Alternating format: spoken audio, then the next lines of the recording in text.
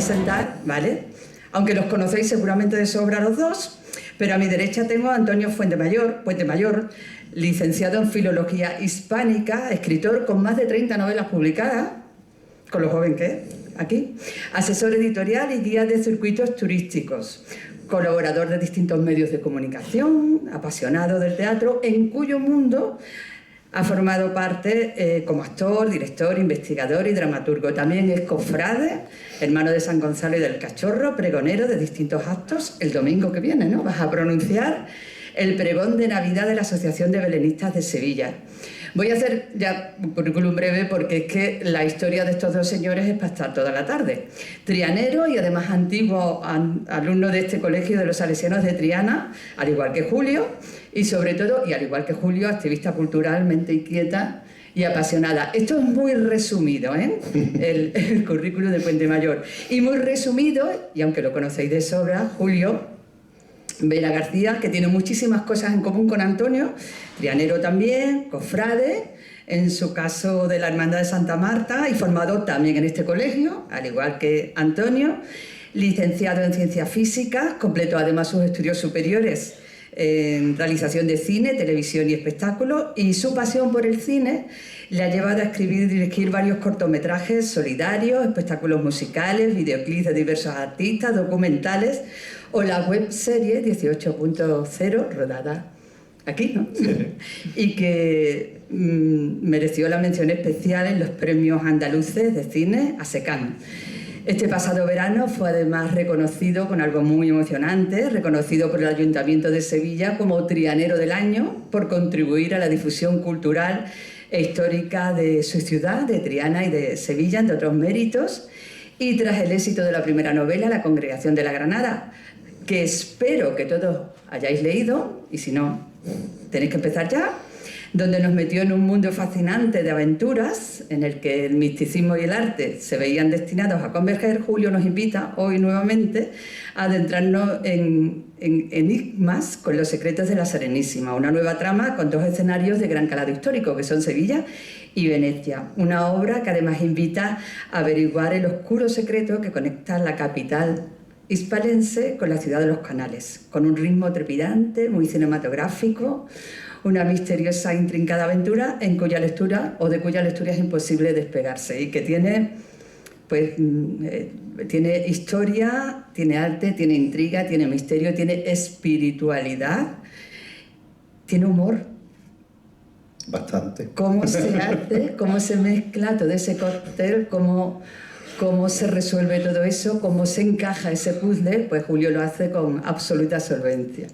Y bueno, a mí me gustaría, Antonio, que hicieras, además de esto, una primera presentación del libro de Julio. Muchas gracias, Ana, por tus palabras tan amables hacia mí.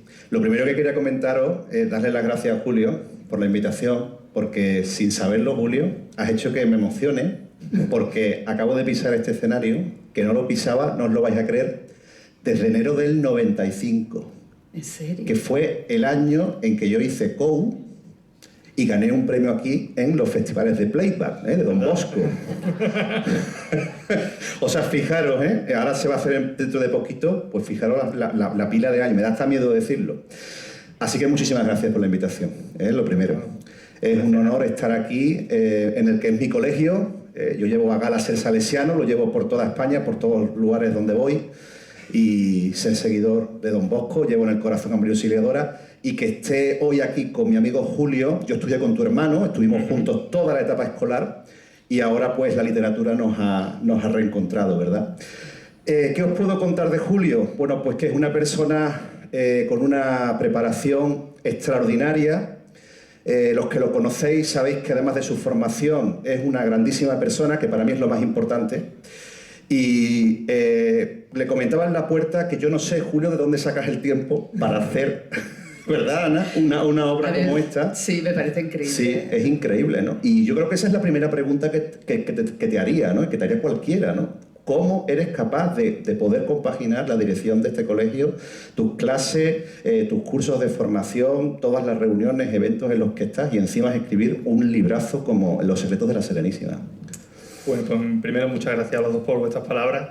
Y hay gente que en verano se va a la playa y yo me quedo encerrado en una casa. Ese es el secreto, ¿no? Ese es el secreto. Y de hecho, se va mi mujer y mi niño a la playa y yo me levanto muy temprano porque a mí es algo que en el verano me encanta, que es disfrutar del amanecer y aprovechar esas primeras horas antes de que empiece el sofocante calor, pues a darnos un poquito de sevillanía, en este caso aquí en nuestra ciudad o en la playa. Y evidentemente hay otros momentos, ya sea fines de semana, Semana Santa, la feria o incluso en Navidad, que aprovecho. Muchas de las veces lo que hago es crear lo que yo le llamo el tratamiento, como cuando haces un guión, tienes lo que es el tratamiento, el capítulo a capítulo vas teniendo ya más o menos cuál es la estructura que quieres tener. Y tú dices, aquí tienen que converger estos personajes, tienen que solucionar tal conflicto, y cuando tienes el momento de mayor relax, porque para esto necesitas concentración, pues ahí es donde te pones a escribir las páginas. No, solamente como introducción, has repetido formato en el sentido del mismo equipo, los personajes centrales, ¿no? Y el mismo formato de novela histórica, de novela de investigación, de aventura, de tensión. ¿Por qué? Primero porque a mí me gusta el ritmo que te da el cine. Lo que es coger y encontrarte con un capítulo. Yo, una de las cosas que hago siempre cuando estoy leyendo una novela, a lo mejor me va a matar Antonio, pero yo cojo y miro cuando empieza el capítulo y digo cuántas páginas tiene para que termine el capítulo. Yo también lo hago, porque depende del tiempo que tengas, de si estás ya en la cama y no vas a disponer del tiempo suficiente para terminar. Entonces, eso de buscar en cada capítulo que haya varias historias que se vayan entrecruzando, lo que yo le llamo historias transversales, y se vayan cruzando con la principal, es lo que a mí me gusta, que se acerque al ritmo que te da un guión de cine, un guión de una película de aventuras o de acción. Es que el libro, los dos libros son como una película. Yo lo estoy viendo, estoy leyendo y estoy viendo la pantalla. O sea, transcurren exactamente como una buena película. Sí, además tiene muchísimo ritmo, y yo creo que lo que has dicho es justo lo que se lleva ahora en la literatura, ¿no? Yo tuve la suerte del mes pasado de entrevistar a Manel Loureiro, que es el último premio Fernando Lara, y hablábamos precisamente de que él tiene un estilo, podríamos decir, una técnica en la cual cada cierto número de páginas introduce algún elemento de acción o un giro, ¿verdad? Lo que se llama el cliffhanger, se llama en inglés, que es el estar al borde del abismo, ¿no? Esto de decir en el último capítulo, tengo que seguir leyendo, ¿no? Pues te quedas con la intriga, ¿no? Yo creo que eso le pasa a tu libro, y lo he captado desde la primera página, ¿no? Me parece que tiene un ritmo trepidante y que además contribuye mucho a los capítulos cortos. Y a mí una de las cosas que más me preocupa cuando estoy escribiendo son dos momentos.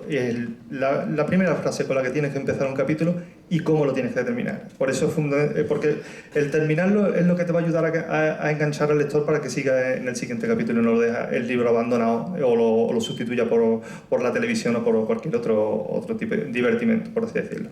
Y creo que la clave puede radicar en eso, puede radicar en enganchar al lector con pequeños fragmentos, pequeños momentos de acción, de impulsos de acción, y pegarle giros, nudos de acción en lo que es la novela, en que te pegue un vuelco, o por lo menos que los personajes pues vayan intentando, que es lo que pretendo con Los secretos de la Serenísima, vayan intentando resolver enigmas, y aun cuando tú crees que ya vas a resolverlo o que va a llegar el final, pues evidentemente se han metido en un lío muchísimo mayor.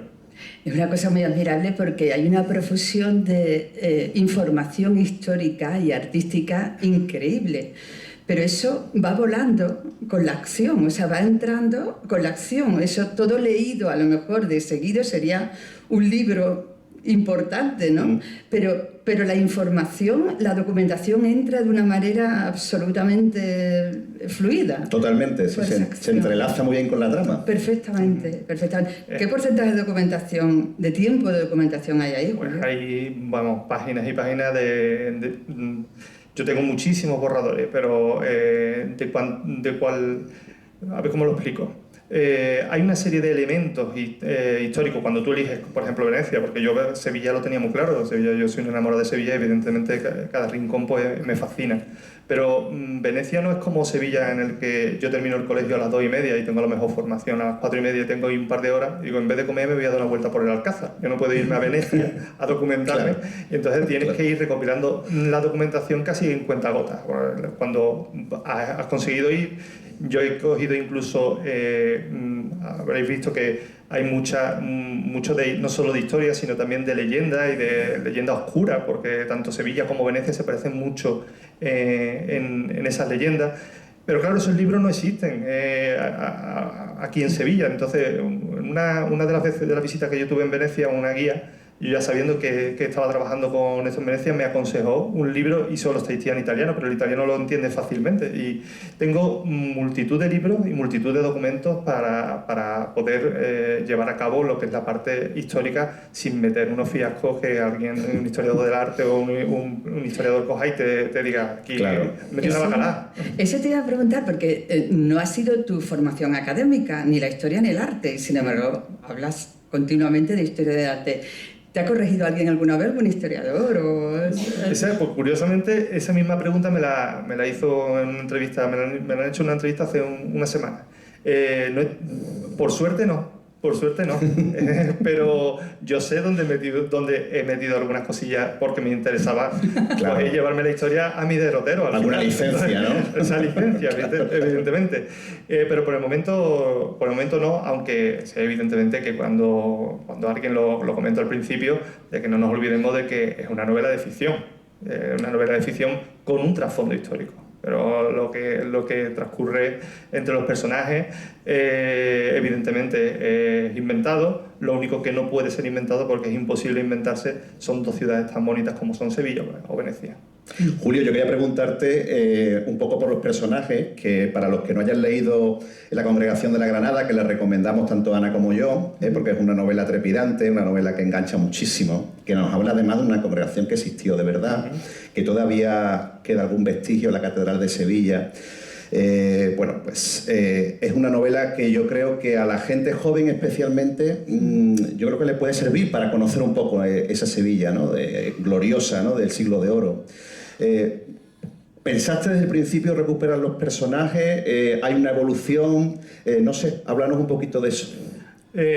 Los personajes principales de Los secretos de la Serenísima son los mismos que de la Congregación de la Granada, pero no quise saturar al lector con todos los personajes que lleva la trama de la Congregación de la Granada, sino que puntualmente pues son el grupo de chavales, y bueno, no quiero hacer un spoiler porque sale un poco más adelante.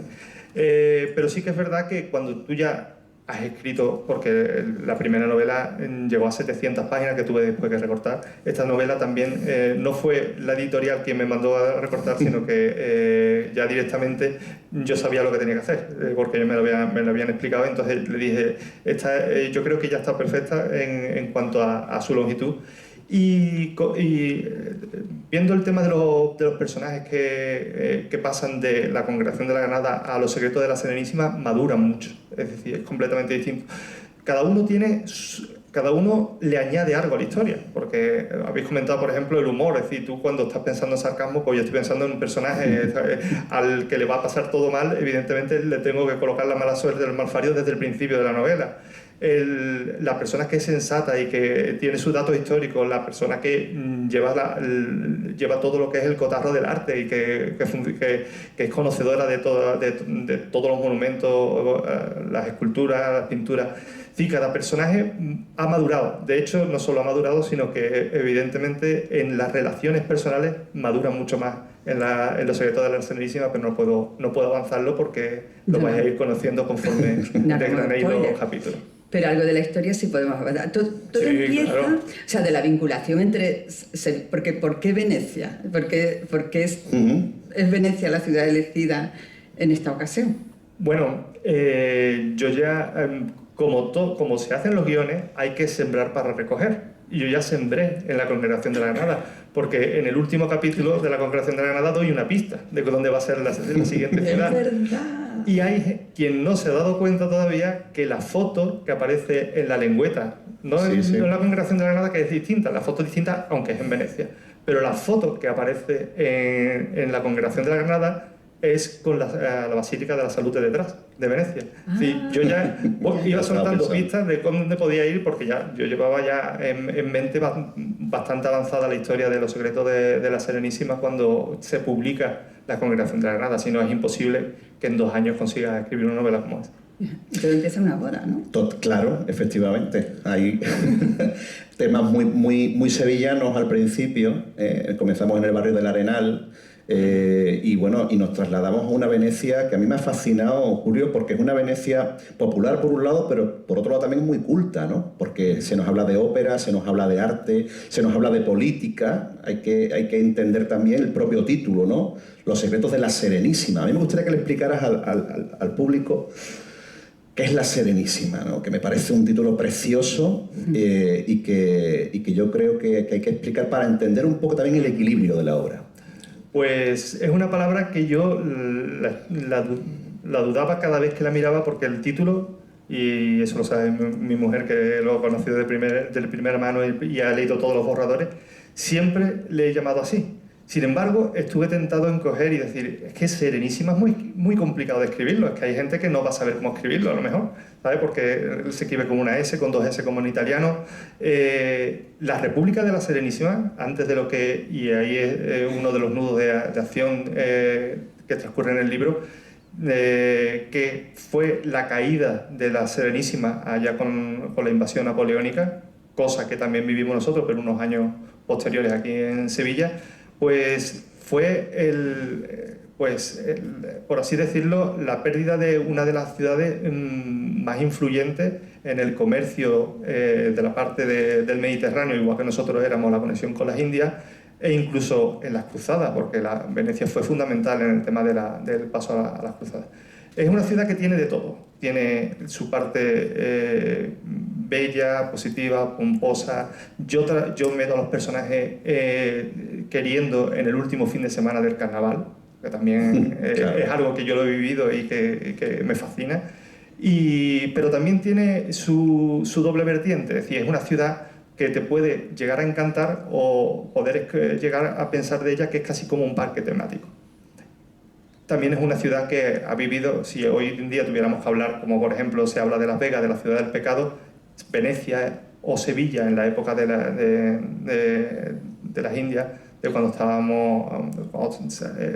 teníamos el puerto más influyente de esta parte, evidentemente eran ciudades donde la penuria y bueno, el lujo lo tapaba completamente, pues la hambruna que pasábamos por otro lado. Sí, unos extremos, digamos, que ocurrió un poquito igual, ¿no? También me ha interesado mucho un personaje, que no sé si deberíamos decir el nombre, ¿no? Andrea Navallero, que es un personaje histórico, porque si algo tiene bueno la novela de Julio, es que no sabemos distinguir en ningún momento la realidad de la ficción, ¿no?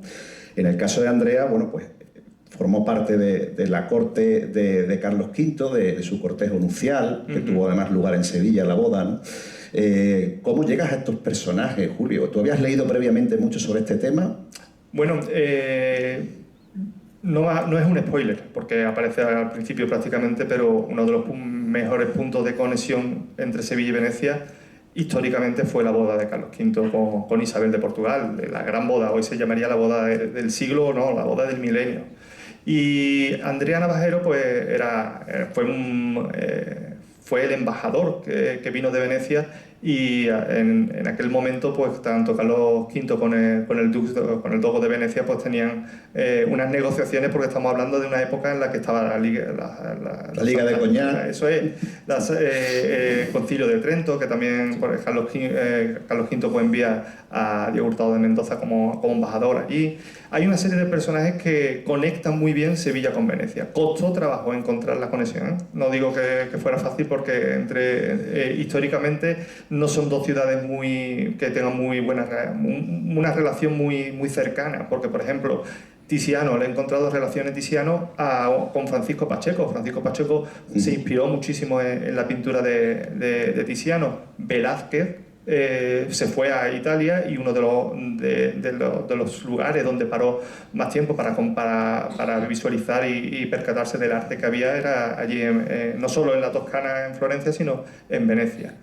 Luego sí hay conexiones, pero evidentemente el hacerlo confluir en la historia a estas dos ciudades costó un poquillo de trabajo al principio. Bueno, cuesta trabajo, pero al final, o sea, a mí me sorprende que digas que te ha costado trabajo, porque al final parece, bueno, al final, no vamos a hacer ningún spoiler. No, lo que se puede contar, pero que al final se van desengranando todas esas conexiones y uno queda convencido de que hay muchas. De que hay muchas, sí. La facilidad con o sea, es tu trabajo, claro. Claro, yo al principio, Ana, lo que yo buscaba primero, y para mí era fundamental, es un enigma. Y también buscar lo que es una sociedad secreta o algo así parecido a lo que aquí existió en el Siglo de Oro con lo de la Congregación de la Granada, pero claro, allí en Venecia. Y evidentemente no resulta fácil al principio encontrar esos personajes de unión, pero quiera que no, ahí donde hay ciertas licencias después, no estoy hablando de los personajes principales, sino quizás de los secundarios, que nos ayudan a ver que quizá no en el primer... estábamos hablando antes de la boda de Carlos V, que estamos hablando del año 1526, y por ejemplo la novela habla de la invasión napoleónica, que estamos hablando de más de 250 años después, 1797, y de Giacomo Casanova, por ejemplo, que era un masón relacionado, que no llegó a Sevilla, pero estuvo en Barcelona, y que el personaje de Giacomo Casanova, que nosotros lo conocemos solamente como mujeriego, pues quizá hay que conocerlo también como diplomático, como era, o incluso como espía italiano. Esa parte me ha encantado. Sí, muy interesante. Es que descubre muchas cosas que uno no había caído previamente. Te has metido debajo de los canales, Julio, para descubrir cosas, porque lo parece también, ¿eh? Pues la verdad que los canales de Venecia, al principio yo tuve una mala experiencia la primera vez que estuve en Venecia, pero todo se solventó la segunda vez que la viví y descubre Venecia de una manera completamente distinta.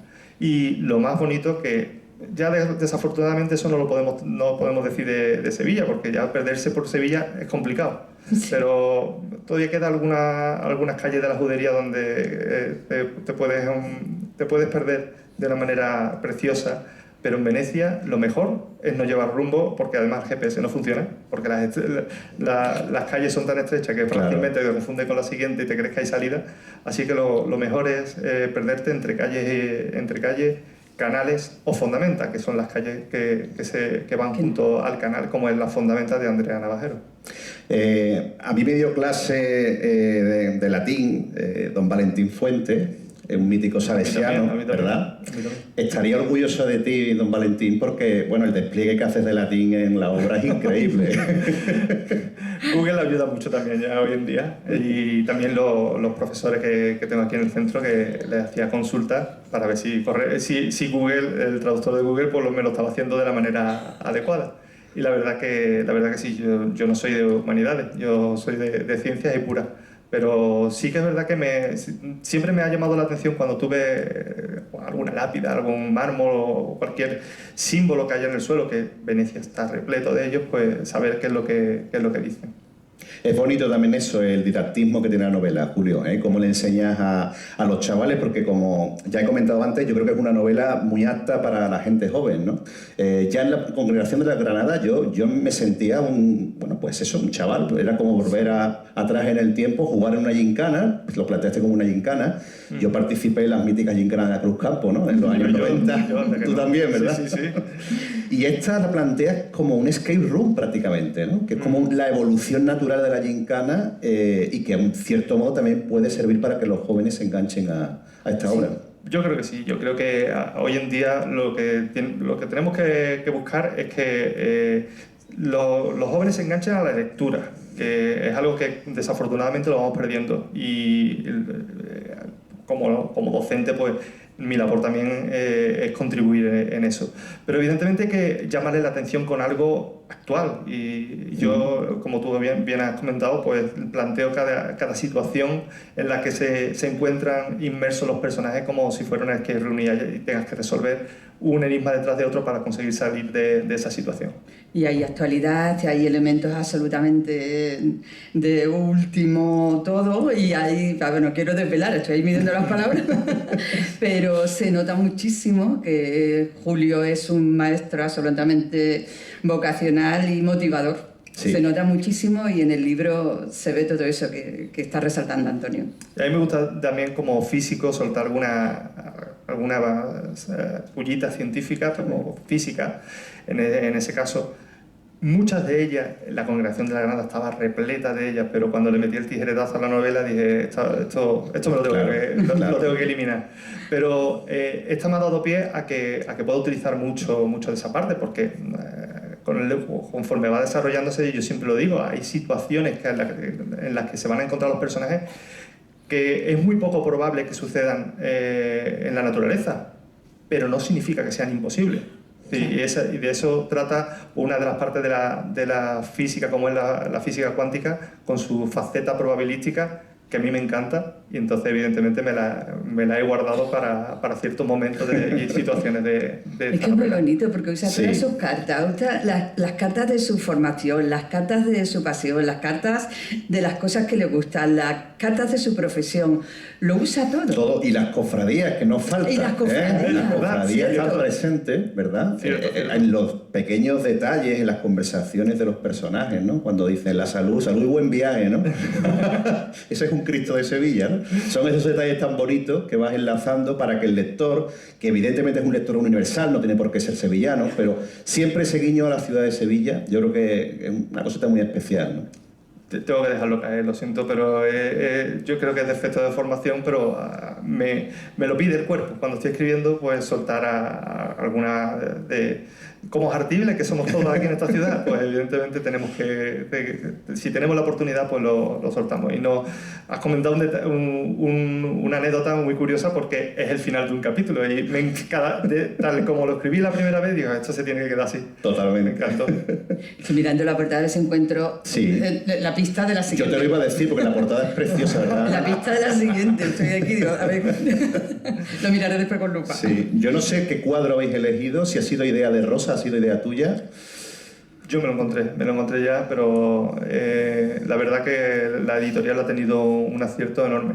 Me gusta lo enigmático que aparece ahí, pues la torre de San Giorgio Maggiore, y quiera que no, ahí con la luna o en lo que es la penumbra, quiera que no, viste mucho una portada. La Congregación de la Granada yo creo que sería una novela completamente distinta si le quitamos esa maravilla de la Giralda a la derecha, con esa terminación de Hernán Ruiz, el campanario que hizo Hernán Ruiz el Joven, que perteneció a la Congregación de la Granada, ¿sabes?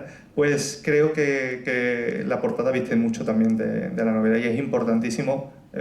Por eso se frenó mucho la Congregación de la Granada, porque no terminaba Rosa de gustarle cómo terminaba, cómo era la resolución que le daban de la portada. Sí que es verdad también comentar que Rosa no está aquí, que estaba previsto que estuviera, porque esta mañana su madre ha tenido un accidente, ha tenido una caída y no se encontraba bien, pero evidentemente tenía que darse al cuidado de ella. Tenemos la suerte de tener a Rosa como editora también común. Yo también he publicado en Almuzara. Y es verdad que el trabajo se nota, ¿no? Es una editorial que va en crecimiento continuo. La Congregación de la Granada, bueno, ha gozado ya de varias reediciones, lo cual me parece todo un éxito. Hoy día, Julio, en un mundo tan complicado, ¿no? Que salen 80.000 títulos al año, todos los años, ¿no? ¿Qué proyección tienes con La Serenísima? Porque en el caso de la primera novela, me decía un veterano editor hace años que todo libro que lleva la palabra Sevilla en la portada o que aparece la Giralda, por lo general suele funcionar bien. Eso ocurrió con la primera parte, que nos atrapó a todos ya desde la portada. ¿Y qué expectativas tienes con La Serenísima? ¿Te has planteado incluso llevarla a Venecia? Eso sería una maravilla, ¿no? A mí me encanta. Por soñar una traducción al italiano sería magnífico. De hecho, es curioso, estaba en la Feria del Libro, estaba firmando, no recuerdo en qué caseta estaba firmando, y se acercó una chica, se puso a ver la portada, le dio la vuelta, no sé cuánto, y le digo, ¿tienes lo que suelo hacer habitualmente? Dice, ¿tienes un minuto y te cuento de qué va la novela? Dice, es que soy de Venecia.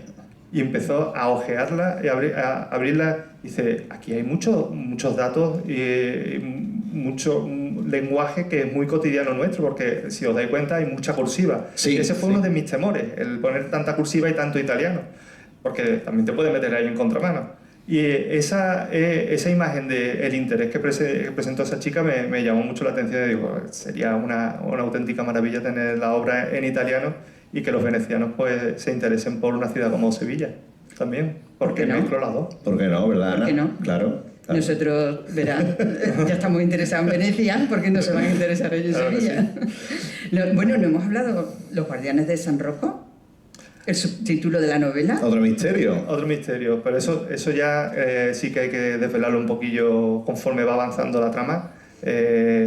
Igual que en la primera novela había un subtítulo que eran Las arras del mestizo, en este caso pues hace referencia a una sociedad secreta. San Rocco es San Roque, que es el santo pues, protector de las epidemias, y tanto Sevilla como Venecia sufrieron unas plagas de la peste horrorosas. De hecho, San Rocco fueron llevadas las reliquias allí a Venecia cuando pasó la primera plaga, y ya en las dos plagas sucesivas, que son las que mayor devastación tuvo en la ciudad de Venecia como en la de Sevilla, pues se levantaron, estoy haciendo un poco de spoiler, pero se levantaron algunos de los monumentos tan grandes que hay en la ciudad de La Serenísima, como es la Basílica de la Salute. No pasa nada. La novela es tan vasta que por un poquito de spoiler lo que crea todavía más No se va a intriga, acordar nadie cuando llegue más este intriga. capítulo. Has hecho cine también, pues tienes estudios de cine, Sí. eres una caja de sorpresa. Y entonces yo te iba a preguntar por Soñar, Julio. Una adaptación, si surgiera algún día de estas novelas, de otras novelas que lleguen. No sé, ¿has pensado en actores? ¿Tú piensas en los No, personajes? sí, yo pienso... Le pones rostro, ¿no? Le pongo rostro, claro, y le pongo rostro, y algunas veces incluso le pongo voz así más ronca cuando me imagino el tráiler. Yo lo que hago muchas veces es imaginarme el tráiler de la película. Claro. ¿Sabes? De hecho, en la Congregación de la Granada, el texto que hay en la misma portada, que hace referencia sobre eso, era para mí como lo que podía decir el tráiler. Pues sí, que lo pensaba, evidentemente. Eso es un gran sueño. Cualquier persona que ha escrito algo le gustaría también verlo en la pantalla sin que te lo destrocen. Porque hay muchas novelas que terminan destrozadas por una mala producción o dirección. Es cierto. Y en este caso, pues para mí, pues que también lo he hecho y he estudiado cine y lo he hecho con el cariño, pensando como si fueran escenas cinematográficas, pues me gustaría que si se llevara a cabo se hiciera con el mismo cariño que le puse yo. Bueno, a lo mejor lo puedes dirigir tú. También, pues, ¿Cómo estás aburrido? O por lo menos ser co-guionista me conformo. Bueno, no sé, Julio, si darle paso al público, ¿no? Claro, Si sí. tienes Claro. alguna pregunta, sería bonito que interviniera el público. Sobre todo a aquellos que han leído la primera parte, a lo mejor tenéis un poquito más en la cabeza los personajes, tenéis la línea argumental y tenéis alguna duda, ¿no?, que preguntarle a Julio. Siempre es difícil romper el hielo, Ana. Esto es complicado, ¿no? Aunque sea la familia, ¿no? Aunque sea la familia y los amigos. Vale, hay que encender las luces, me parece a mí. Sí, ¿no? porque no nos vemos bien. Es verdad, porque no se ve. Ahora sí os vemos muy bien. Es que tenemos aquí ¿No tenéis curiosidad por preguntarle cosas a Julio? a Julio, aunque sea por el próximo proyecto, porque aquí en la sala yo sé que hay escritores, gente que sabe del tema. En fin, que Julio, yo no sé si estás preparando algo, seguro que estás en algo ya, ¿no? Bueno, he de confesar que la siguiente novela está escrita, revisada y guardada. Ya estoy nerviosa. Guardada. Pero no va por los derroteros de los enigmas de las dos anteriores. Esa siempre es la bala de la recámara que tienes ahí preparada por si necesitas más tiempo de la cuenta en la siguiente obra. Y yo, evidentemente, quiero ver cuál es la trayectoria que tienen estos personajes por si es necesaria una tercera parte. Claro. Que en lo que es el tratamiento que os he comentado antes, lo que es mi mente, ya la tengo más o menos estructurada, las ciudades en las que quiero que se base, evidentemente. Y ¿Hay mucha pista o gente- no? ¿Hay pista o no? Hay pista. Hay que buscarla. Hay pista. Y hay gente que me conoce de muchísimo tiempo que ha acertado de pleno en cuáles son las dos ciudades donde me la voy a llevar. me iba a llevar los personajes. Hay lectura atenta entonces, tienes unos lectores que se implican. Sí, y hay gente muy observadora. Un detalle de la Congregación de la Granada es que en esta no he saltado tanto al pasado, en la otra sí saltaba al pasado y jugaba con la manera lineal que transcurren los personajes en el momento, y en el momento de los flashbacks son los personajes históricos los que hablan en primera persona. Pero la parte lineal también está narrada por una persona. Está narrada, no soy yo el que lo escribe, sino que verdaderamente hay una narración. Y esa pista la dejo tanto al principio como en otro momento final. Y hubo una persona que me dijo, que me lo acertó de pleno. Dice, conociéndote a ti, tú has hecho esto. Y lo Esta noche empieza a leerlo otra vez. Yo verdaderamente, a quien únicamente se lo he contado, eso no se lo he contado ni a Rosa, se lo he contado solamente a mi mujer, ¿sabes? Pero esa persona lo acertó de pleno. Me descubrí y te lo voy a contar, Rosa. Pues sí que hay un proyecto completo, terminado, revisado este pasado verano, porque se terminó de entregar y ya en agosto me puse a trabajar en otra que la tenía ya terminada. Y bueno, puede ser un proyecto bonito, porque la verdad que hay mucha gente que está con mucho interés en saber cómo termina la historia de Carmen Arrabal y de 18.0. Pues sí, que la verdad es que no es cualquier cosa, ¿eh? La promoción de esta novela, Julio, hablarnos un poquito, porque ahora estamos en Navidad, en una fecha en la que hay mucha competencia, es cierto, hay muchos actos, hay muchos libros. Por cierto, hablando de libros, tenemos aquí fuera la Botica de Lectores, tenemos a nuestro amigo Rafa Rodríguez, que siempre colabora. Hay que darle las gracias a Botica de Lectores, que sabéis que tenéis en la calle Asunción, en República Argentina, 2 librerías. Una de ellas, la de República, es mi librería de toda la vida. O sea que también agradecer, ¿no?, que esté aquí Rafa. Tienes un club de lectura ahí. Tengo un club de lectura. A mí me han mandado a Santa Catalina. Ajá. Han dicho, tú como tú eres de Triana, te vas ahí al otro lado. Para animar al lado del Tremendo. Exactamente. Entonces yo te quería preguntar por la promoción, porque ahora vas a tener que interrumpir un poquito, ¿no?, por el tema de la Navidad. Arrancaste en la Feria del Libro. ¿Y qué planes tienes? Bueno, pues ahora todos los fines de semana tengo firma. Ahora el domingo, por ejemplo, firmo por la mañana en la Casa del Libro. También tengo firma en el Corte Inglés de Nervión. Y Rafa nos lo ha dicho los dos. Dice, os tengo que mandar ahora lo que es el calendario para fijar alguna fecha de firma también con distintos locales, como tú has dicho, en República Argentina y allí en el centro. Hablando de fecha, que es muy bonito que le escribáis la carta a los Reyes Magos y le pidáis el libro de la Serenísima, o bien para vosotros, o bien para vuestros seres queridos, porque es el mejor regalo que le podéis hacer. Si no habéis leído La Congregación de la Granada, pues los dos. Claro, Se le pide 2 por 1. Y vaya a quedar como auténticos reyes. Yo creo, vamos, no hay mejor regalo algún libro, en esta ocasión el libro del que estamos hablando. De verdad, si no lo habéis leído... Y si no conocéis Venecia, mi hija este verano que viene la quiero llevar, va a servirle de guía, porque también es una guía de viaje estupenda. Nos hablas de los puentes, nos hablas hasta de la historia de las góndolas, lo cual me ha sorprendido. Hay muchas historias desconocidas que yo cuando me estuve documentando me sorprendió, porque te vas a Venecia y no le das importancia a incluso... Por así decirlo, la propia piedra o el propio ladrillo que se está gastando con la sal. Hay cuestiones que, por ejemplo, de Venecia hablamos de que se hunde cada año son 5 milímetros por año lo que se está hundiendo Venecia. Y dicen que en el año 2150 pues, podría estar por debajo del nivel del agua. Sabemos cómo está el agua alta y hemos visto, todo el mundo lo vemos en las redes sociales, cuando llega el agua alta, pues evidentemente te llega el agua por la mitad del muslo. Pero es algo desconocido. Por ejemplo, Nueva York es una ciudad que se está hundiendo al mismo nivel que Venecia. Se está hundiendo en vez de 5 milímetros por año a 4,1. Hay ciudades como Miami, como Bangkok, son ciudades que se están hundiendo y tienen esas características,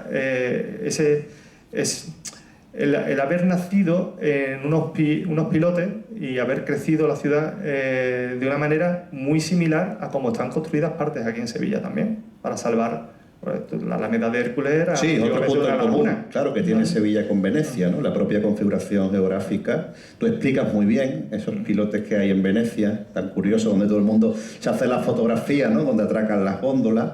La verdad es que es un libro que es una gozada, ¿no? Porque al mismo tiempo es como montarse en una montaña rusa, ¿verdad, Ana? Totalmente. Y ir subiendo, bajando y encima aprendiendo, ¿no? Aprendiendo muchísimo. Es que esa habilidad a mí me ha seducido desde el primer momento, me ha llamado muchísimo la atención esa habilidad de divertir a la vez, lo decíamos al principio, ¿no? Mientras estás recibiendo un conocimiento muy profundo. Es que es un conocimiento muy intenso, o sea, que son muchísimos datos los que se están recibiendo. Es que lo que dices de Venecia, canales, el funcionamiento del sistema, un millón de cosas que no nos hemos planteado nunca. ¿no? De hecho, yo tampoco lo conocía, incluso el tema de los campanarios, que también es otra de las facetas que no somos muy similares, Sevilla y Venecia, la cantidad de campanarios, pero Venecia nos gana por goleada. Los campanarios de Venecia, que ahora mismo tiene 170, en el siglo XVI eran 200 campanarios los que había, y algunos de los campanarios que hay ahora mismo en Venecia tienen una inclinación superior a la de la Torre de Pisa, pero solo nos fijamos en la Torre de Pisa,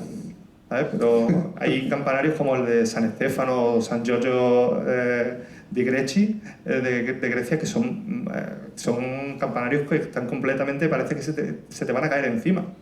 Y la faceta didáctica que tú comentas es algo que lo quise también en la Congregación de la Granada, porque me lo comentaba incluso mi director titular aquí del colegio. Dice, es que eso le ayuda a los alumnos a entender por qué el nombre de las propias calles. Si algunas veces nos preocupáramos por saber por qué los nombres de las calles son esas, aprenderíamos mucho de la ciudad. Y eso le pasa también a la ciudad de la Serenísima. Yo tengo una duda, Julio, que me imagino que Ana también se la ha hecho, que es el disfraz, ¿eh? Porque los personajes se compran unos disfraces de mandarina, de fruta, pero cuando van a Venecia no pegan esos disfraces, ¿no? ¿Tú de qué te disfrazarías? Yo tengo mi propio disfraz. Yo voy evidentemente, para tú meterte, para tú hablar del último fin de semana de carnaval en Venecia, has tenido que vivir el último fin de semana de carnaval en Venecia. Yo lo he visto. No. Yo he visto una foto. Una foto. Lo pueden ver en mis redes sociales porque lo pongo y son completamente visibles, no como algunos otros, pero la verdad que comento situaciones que te encuentras allí en Venecia que son rocambolescas, porque ellos se pintan de una manera, que lo comento ahí, que justo debajo de lo que se ponen debajo de la máscara, se pintan tanto los ojos para que tú no sepas distinguir si es un hombre o una mujer. Y hay disfraces que no sabes distinguirlo. Curioso. Porque es fundamental el anonimato. El anonimato es fundamental allí. Sí. ¿No? Es una diferencia entre nuestros carnavales y hay muchas. Pero... Evidentemente te encuentras no una mandarina o un kiwi, una piña, pero sí hay quien coge y desentona en un carnaval de Venecia como desentonan aquí cuando se disfrazan en una despedida de soltero. Pues claro. Eso también existe allí. Lo que pasa es que pasa desapercibido, nadie le presta ninguna atención con lo que es el carnaval en sí de Venecia y cómo viven las personas que yo no les llamo disfraces, incluso si os dais cuenta muchas de las veces intento evitar esa palabra sino llamarlos vestidos, porque es que son auténticas maravillas. ¿Cuántas veces has ido a Venecia, Julio? Pues tendría que hacer la cuenta, pero los últimos años no me he perdido, incluso solo uno por el COVID, porque incluso el año del COVID, en el año 2020, nosotros llegamos a Marco Polo, al aeropuerto de Marco Polo, y nos pusieron una pistola en la cabeza. Yo no sabía que eso era un termómetro. Hasta que volví de Venecia y mi padre me dijo al recogernos en el aeropuerto, acaban de cerrar el aeropuerto de Venecia. Y es cuando pasó todo. Increíble. Wow. O sea, tu vida va ligada a Venecia de un modo u otro, ¿no? Me hubiese tenido que quedar allí. Yo no sé si os animáis, aquí hay alumnos tuyos, ¿no, Julio? Sí, claro. A ver, los alumnos, a ver. Y compañeros de clase también. Y compañeros, hacer alguna pregunta. Preguntarle por el Prosecco, a ver qué es el Prosecco. Eso lo podemos probar fuera. De hecho, por eso ponía que probaremos ahora una degustación, porque yo más que una presentación lo que quiero es un encuentro, que charlemos, que ahora nos tomemos algo y que disfrutemos pues un aperitivo sevillano y un aperitivo muy típico veneciano, como por ejemplo el vitellotonato, que es algo muy tradicional en la Navidad, que se toma allí en la zona, más bien en la zona del Piamonte, es más tradicional, y el bacalao mantecato, que es como una brandada de bacalao, que eso sí que es típico veneciano, y tú tienes que interrumpir tus visitas turísticas en Venecia a las 12 del mediodía para tomarte un prosecco o un spritz con un bacalao mantecato. Bueno, pues si no queréis preguntar nada... ¿Nos vamos al prosecco? Nos vamos al prosecco de venecianas maneras. Muchas gracias. Lo que sí, vamos a hacer una cosa, si os parece, como todos lo conocéis, lo tenéis al lado todos los días, ¿vale? Le vamos a pedir a los Reyes el libro, lo podemos comprar ahí fuera, pero ahora nos vamos a poner a tomarnos el prosecco, a conocer esos aperitivos venecianos, a disfrutar con Julio, a tenerlo al lado, y ya cualquier día pues, os puede firmar el libro. ¿Te parece a ti bien así, Julio? Genial. Y Vale. daros las gracias a todos por venir. La verdad que me habéis emocionado mucho de vosotros, porque no os esperaba, me habéis sorprendido con vuestra compañía, con vuestro calor, con vuestra cercanía, y evidentemente pues que todos paséis, porque no sé si os veré después del día de hoy, que paséis una feliz Navidad y un descanso, una feliz fiesta en familia también. Pues muchísimas gracias a todos y enhorabuena, Julio. Muchas gracias. Vamos a brindar con él por la Navidad y por el éxito de sus libros. Muchas gracias.